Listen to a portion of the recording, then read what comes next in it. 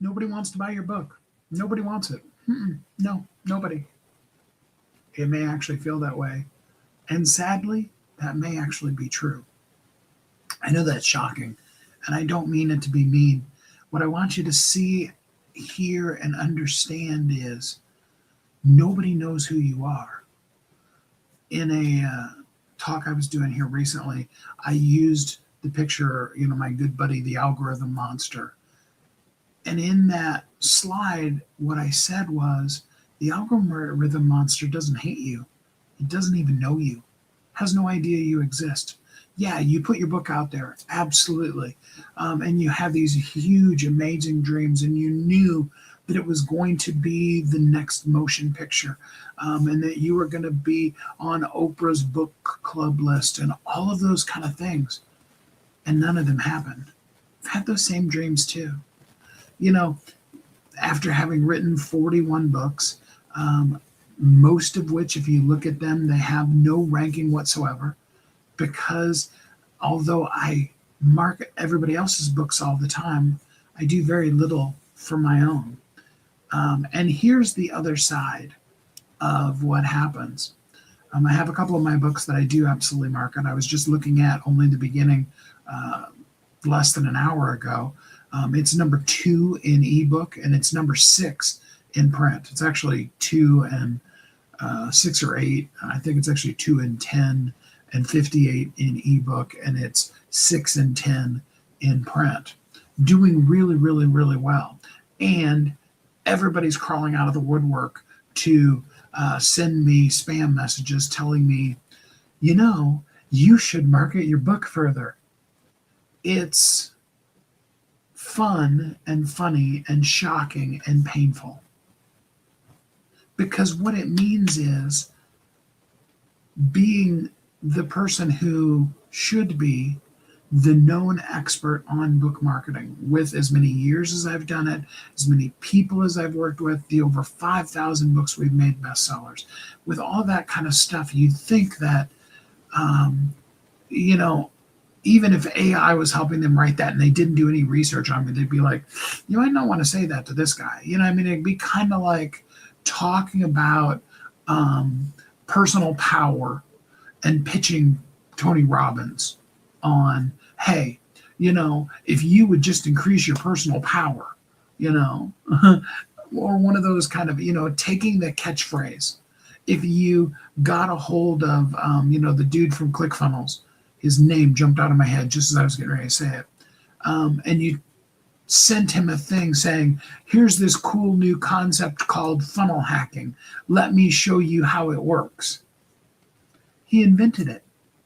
Yes, I've been in the industry long enough. I've been pitched my own system from somebody who didn't know I was the one who created it, that it's been duplicated sometimes even, and there's a real culture in the world of rob and duplicate, sometimes even just straight up stolen from me, sometimes people that I've taught.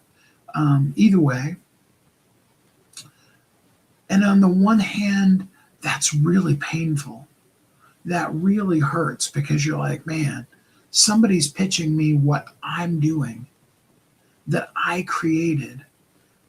And the one thing they don't know is who I am. They've never heard of me. So I get that. And then we put a book out. We put a book out and we put all of our expertise into it. And I want you to hear me say this really clearly. You absolutely are an expert at doing and being exactly who you are and what you do. You absolutely are. The disconnect, the distance is you don't have that marketing language in place. And with that, you need to really, truly understand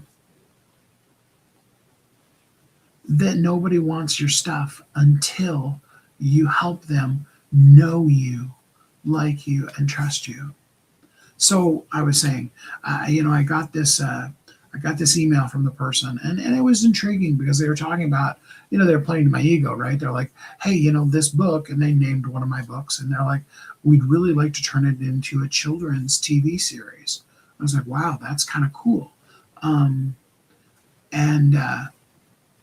So I went through the process with it. And I was getting a little excited because it wasn't like the typical spam pitch where they were like, hit and then one thing and then the third email is like, okay, just send me, 200 or 2,000 or 2 million, whatever dollars, and we'll make that happen for you. It kept going on. And then after about 15 or 20 emails, and what I had thought had really developed into something really kind of cool with a movie studio, the person was like, okay, so now what I need you to do is just, and essentially it boiled down to buy this software for me. And that's when the red flag went up. It's like, wait a minute. If this is the basic software that you do this next step in the process for, and you're the expert at it, why don't you already have that software? Like if you're editing photos and you can help a person really truly edit their photos and you're really great at that, and I wouldn't really call myself that. I have all the software for that, but I wouldn't call myself an expert at it. I have some friends of mine that are amazing at it. But if you're doing that and you don't have the suite of different products for doing those kind of things, it's like with my radio show. Yeah, for about 2 years, I did my radio show on the free version of Audacity, and it works, and I actually like Audacity. But for all of the nuances and all the things that you can do in audio editing, when I go back in audio editing to the days of, cut and paste meant you literally cut the thing and you pasted it together. Okay. I mean, some of you I know are young enough that you don't even know that's what copy and paste, cut and paste means. But that's really actually what it comes from. And back in the days, splicing a tape, you would literally take and cut it. There's a machine for it.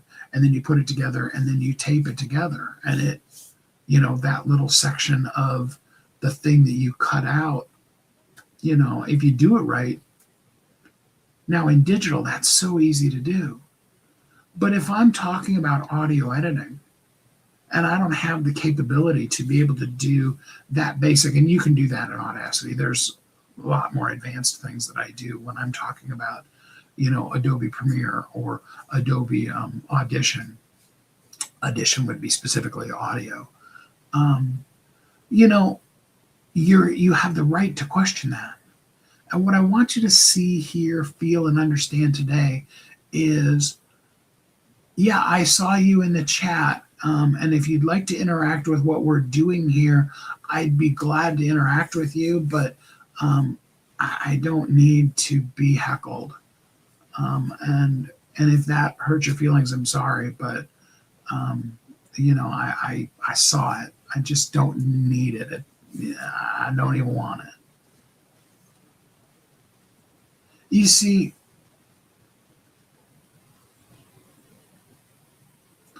we need to understand there is a lot of noise out there right now, a ton of it, a ton of noise. And in order to be the signal, we need to be clear. We need to call out the thing. We need to say the thing clearly. And we need to absolutely then let people know who we are really clearly. I was challenged on that by one of my really good friends.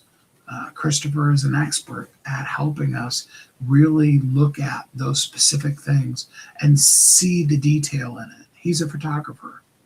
He's the kind of person that when you see the whole entire wall, he sees the spot on the wall and can tell a whole story just based on that one little thing. And we all need to learn how to hone in on our one little thing and really truly do it. So what I'm curious is have you gotten a pitch like that? Have you gotten somebody that pitched you something, you were really excited about it, and then it didn't work? Or even more so, do you feel like nobody wants your book? If you're really experiencing that feeling, I want to know. I want to talk to you about both things you can do yourself, because sometimes we have to spend our time because we don't have the money. as well as some even low cost things that you could do that could bring wildly more ongoing exposure to your book. And of course, if you don't have a book, remember, without a book, you're hamstringing your marketing. You absolutely are. Okay? I'm so glad we got to spend a little bit of time together. I hope you're happy, safe, warm, and loved. And then until we're together again next time, which will be tomorrow, I hope you have a great week.